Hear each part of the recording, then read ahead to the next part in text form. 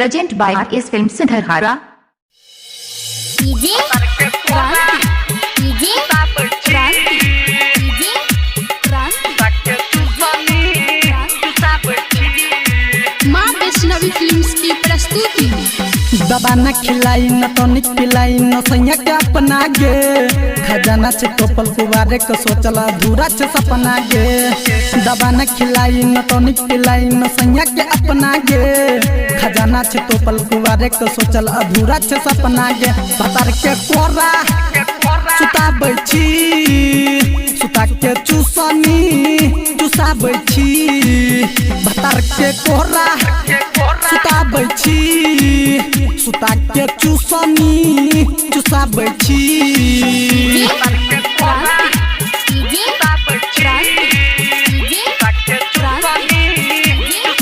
हंसत रहे छे हंसाबत रहे छे सैया मिलल दिलदार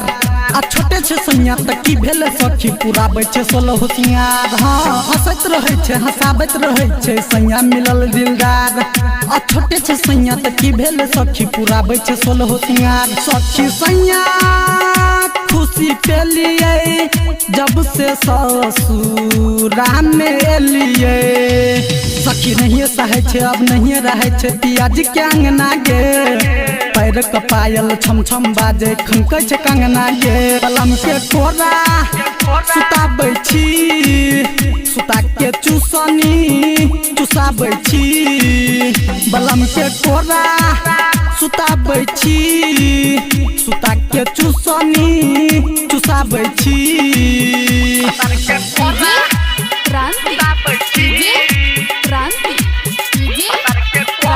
माँ वैष्णवी फिल्म्स की प्रस्तुति। पिया संगीत के रोजे सिखाबे छी प्यार करे के रियाज हाँ राइटर राम नारायण यरबा के आबे न कहियो याद सखी के लिए मन मानी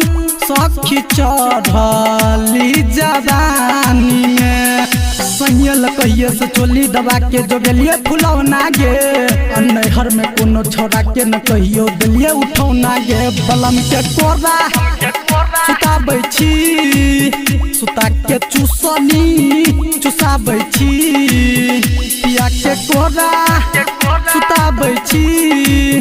सुता के चूसनी चूसा बैठी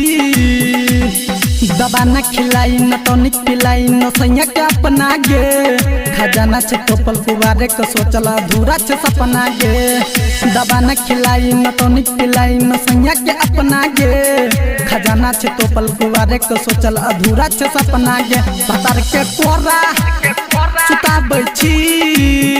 सुता के चूसनी चूसा बैठी बतर के कोरा सुता बैठी सुता के चूसनी चूसा बैठी।